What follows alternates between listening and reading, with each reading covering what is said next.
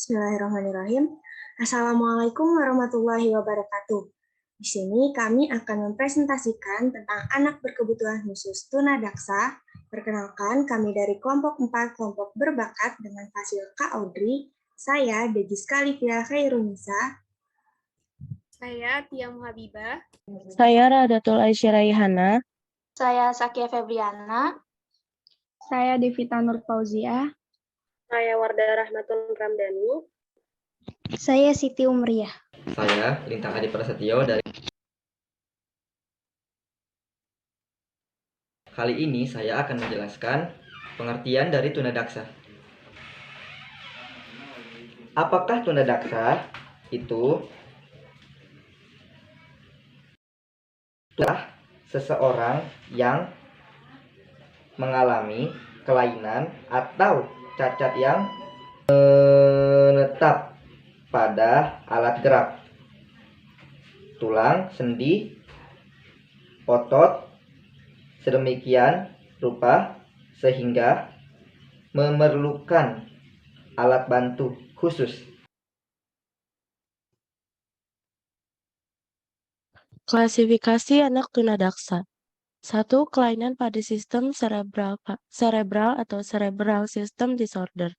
Kelainan terletak pada sistem saraf pusat seperti cerebral palsy atau CP atau kelumpuhan otak, ditandai oleh adanya kelainan gerak, sikap atau bentuk tubuh, gangguan koordinasi, gangguan psikologis, dan sensoris yang disebabkan oleh adanya kerusakan atau kecacatan pada masa perkembangan otak.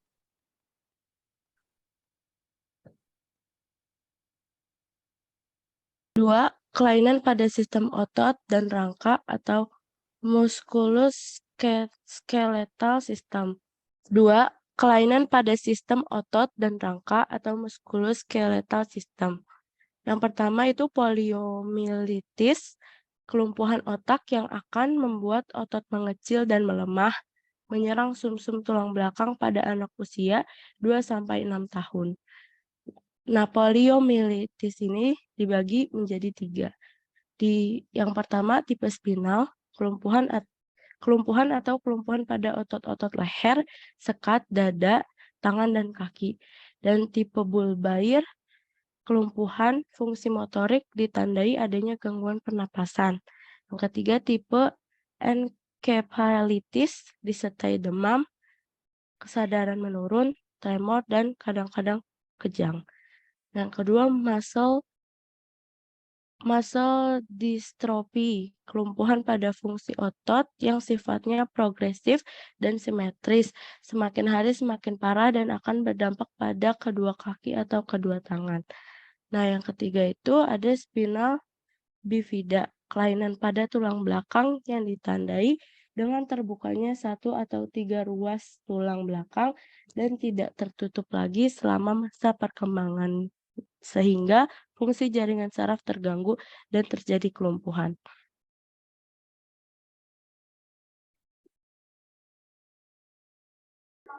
Selanjutnya ada penyebab tunadaksa. Penyebab tunadaksa ini dibagi menjadi 3, yaitu prenatal, natal, dan postnatal. Prenatal, sebelum kelahiran, infeksi atau penyakit yang menyerang ibu selama mengandung, kelainan kandungan, terpapar radiasi ketika dalam kandungan, trauma selama mengandung. Dan yang kedua ada natal atau kelahiran, yaitu rusaknya jaringan syaraf otak karena proses kelahiran yang terlalu dipaksa dengan alat, penggunaan anestesi berlebihan, prematur, maupun bayi sungsang. Yang ketiga ada postnatal, setelah kelahiran, yaitu kecelakaan yang merusak otak bayi, infeksi yang menyerang otak, keracunan karbon monoksida, tercekik, tumor otak, dan lain-lain.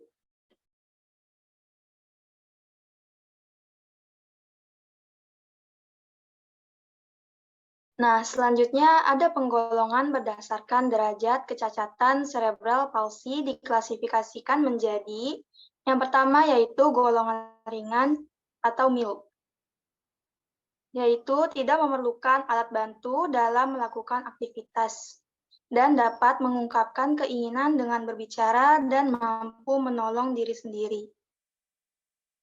Yang kedua ada golongan sedang atau moderate,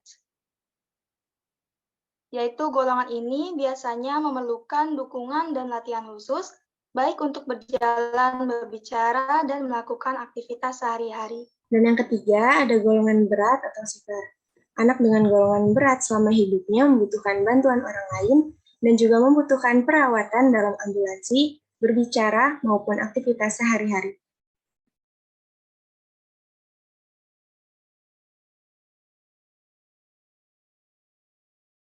Penggolongan cerebral palsy menurut topografi. Yang pertama, monopelgia, mengalami kelumpuhan pada salah satu anggota gerak saja, misalnya pada kaki sebelah kanan. Yang kedua, hemiplegia, mengalami kelumpuhan pada dua anggota gerak, contoh kaki sebelah kanan dan tangan sebelah kiri. Yang ketiga, paraplegia. Paraplegia lumpuh pada kedua tungkai kakinya. Yang keempat, diplegia, lumpuh kedua tangan dan kiri atau kedua kaki kanan dan kiri. Yang kelima ada triplegia, 3 anggota gerak mengalami kelumpuhan, misalnya tangan kanan dan kedua kakinya lumpuh, atau tangan kiri dan kedua kakinya lumpuh. Yang terakhir ada quadriplegia, mengalami kelumpuhan pada 4 anggota gerak, contoh pada kedua kaki dan kedua tangan. Berikut ini adalah gambar dari penyakit yang ada di tulangnya.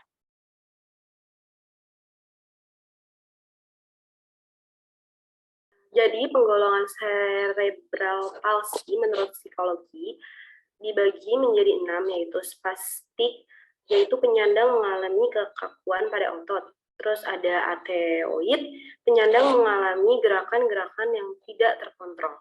Ataksia, yaitu penyandang mengalami gangguan pada keseimbangan. Tremor, penyandang mengalami gerakan-gerakan kecil yang terus-menerus. Terjadi pada kepala, mata, tungkai, dan bibir. Rigid atau kaku, penyandang mengalami gerakan-gerakan kecil tanpa disadari dengan irama tetap. Campuran, perpaduan dari beberapa jenis CP akibat penyandang akan mengalami efek yang lebih berat.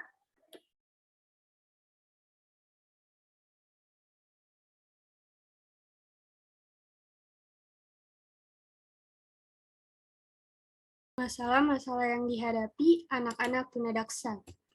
Yang pertama adalah kesulitan belajar. Kesulitan belajar terjadi disebabkan oleh kelainan pada otak dan kelainan lainnya yang dapat menimbulkan komplikasi, sehingga berpengaruh terhadap kemampuan menyerap materi yang diberikan. Yang kedua ada masalah sosialisasi. Kurangnya pengertian dari lingkungan sekitar membuat anak-anak mengalami kesulitan berinteraksi. Hal ini dapat terjadi karena kelainan jasmani, sehingga mereka kurang diterima di lingkungan sekitar.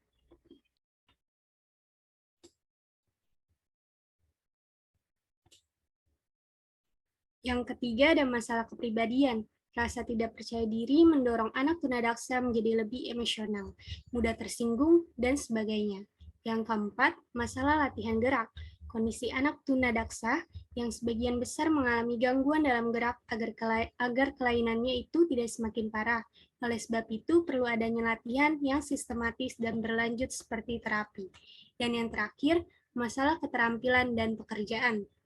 Meskipun memiliki kekurangan dalam hal fisik, namun beberapa anak tunadaksa memiliki kecerdasan yang normal, sehingga mereka dapat dibina untuk bisa bekerja dan tidak sepenuhnya bergantung kepada orang lain.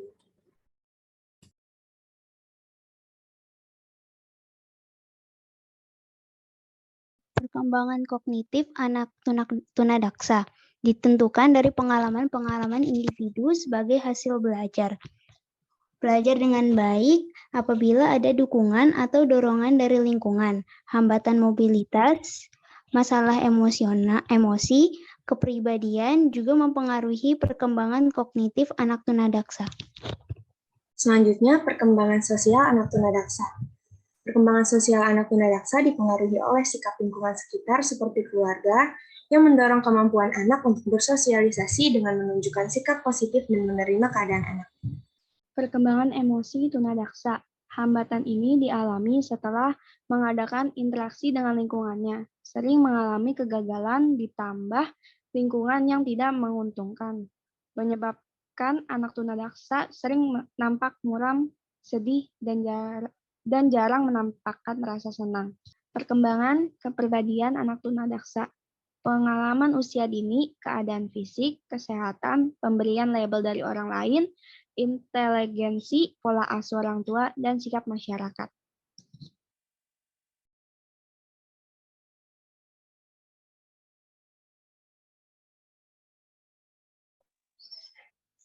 Perkembangan akademis anak tunadaksa, yaitu memiliki kecerdasan dan kemampuan kognisi, kelainan pada sistem otot, dan rangka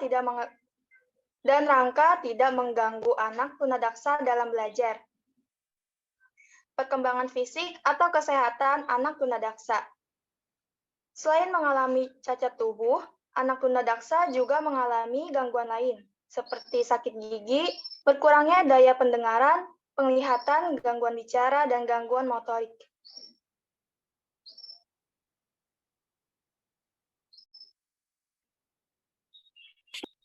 Baik, sekian dari kami. Terima kasih atas perhatiannya. Mohon maaf bila ada kesalahan dan kekurangan. Wassalamualaikum warahmatullahi wabarakatuh.